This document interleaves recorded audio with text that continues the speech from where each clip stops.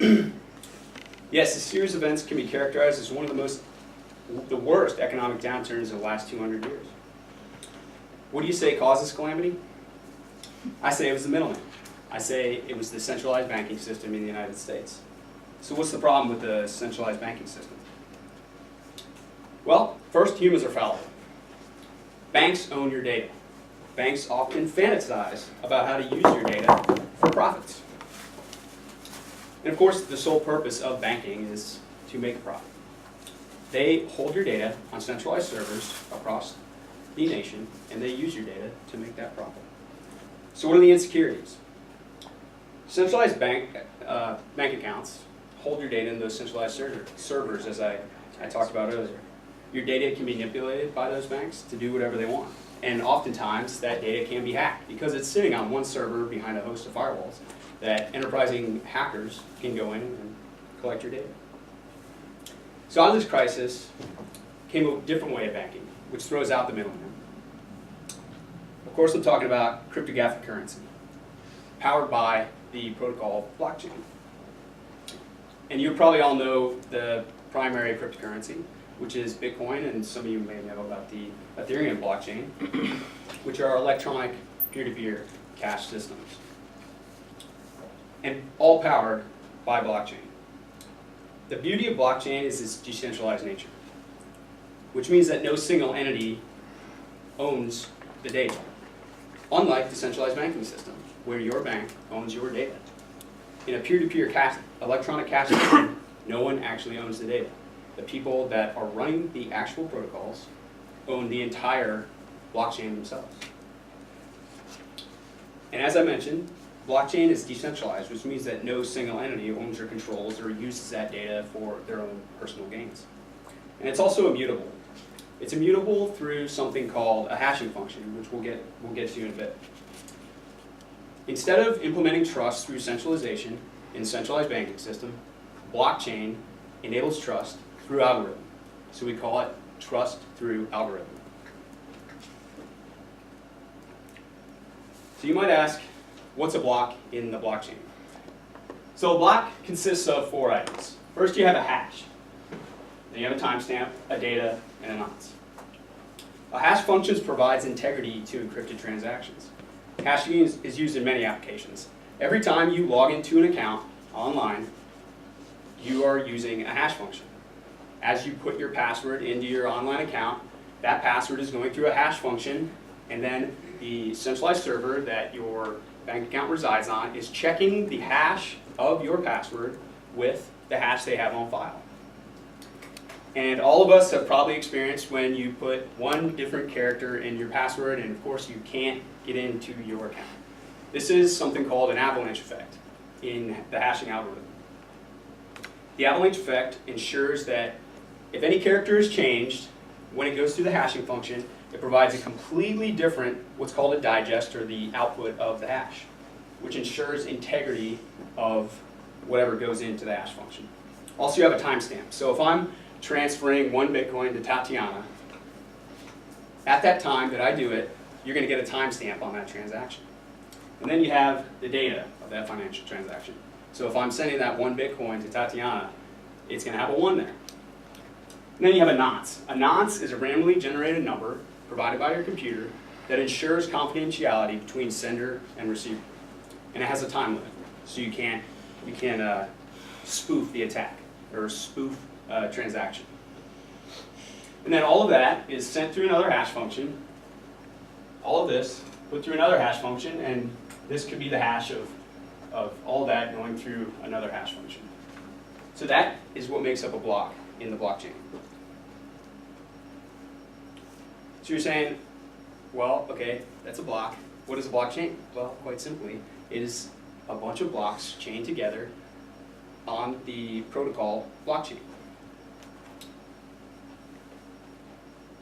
So, how does a blockchain database actually work? So when a user wants to log into their cryptocurrency account to do a transaction, maybe you want to pay your bill with Bitcoin, your PG&E bill here in Monterey with Bitcoin, which I don't think they take, but they did. You log into your account, your cryptocurrency account, you find the intended recipient, PG&E, and then you exchange that money. You're actually creating a transaction on the blockchain. Of course, all this is happening over the internet, as we all know, and the blockchain algorithm in the background is doing all the rest of the computation. So the cool thing about it is that the entire network sees and validates the transaction through something called a consensus mechanism. A consensus mechanism is something we call proof of work or proof of stake in the blockchain, where each client that's running the blockchain software is actually doing a computational mathematical proof of your transaction to ensure that that transaction actually happened. And it happens on every single member of the blockchain.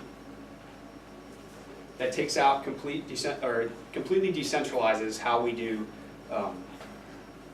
electronic cash flow.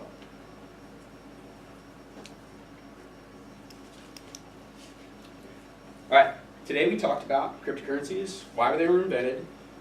We talked about how the current banking system is currently centralized. We talked about a little bit about what blocks are, what the blockchain is in general, and lastly, we discussed how the network actually happens, how it actually is employed in the real world. I hope you leave here today with a little bit of knowledge about blockchain, and I hope you also have gained a little bit of support for technology, and a little bit of appreciation for emerging technology that we see today. Thank you.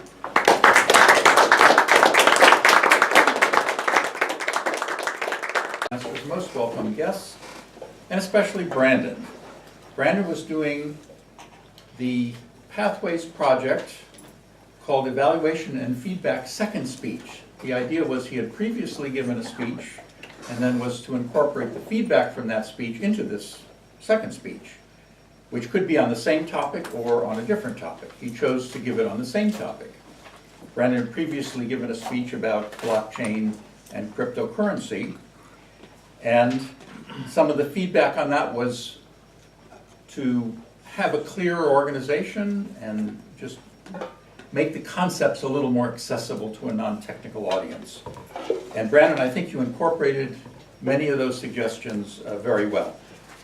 Particularly the organization. You had a clear opening, you had a body, and then you told us what you told us. You know, tell us what you're going to tell us, and then tell us what you told us.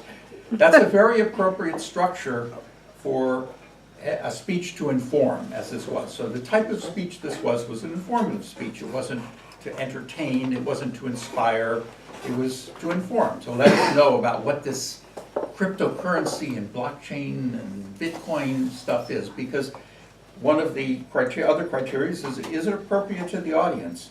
And it absolutely is, because we've all heard these terms. If you pay any attention to the news, you've heard about Bitcoin, and if you read beyond the headlines, you hear about blockchain and how that works. So it is very appropriate to anybody living today, because I think, you know, what is this Bitcoin thing? What should I do about it? You know, and what is this blockchain? You opened up with some of the problems of central banks, and I think my feedback on that is that I think that you could have maybe skipped over that to leave yourself more time to explain what blockchain and cryptocurrency was. I thought that you did a very good job in some of your figures about showing how the different pieces work together. But I still heard some jargon, which I personally understood because I'm a little bit up in the technical things, but words like immutable, algorithm, hash function, digest. Most people don't know what the heck that is. And so the challenge, and this is a big challenge in this, is to explain it to a non-technical audience in a way that doesn't use quite so much of that. Again, I thought that your figures were effective, but I think they could have been even a little bit more effective. So for example, the idea of how the hash establishes the integrity of the block. Again, you did have a very nice point-by-point explanation of what that block was and then how the different blocks chain together. But I think maybe a dynamic diagram about how the fact that here's this thing and it's out there and everybody is kind of validating it, and if somebody says, hey, you know, something has changed here, then that can affect the whole thing. Overall, you felt very comfortable with the audience. I thought, again, the content was appropriate, and I fantasize about somebody owning a Bitcoin, but I still have.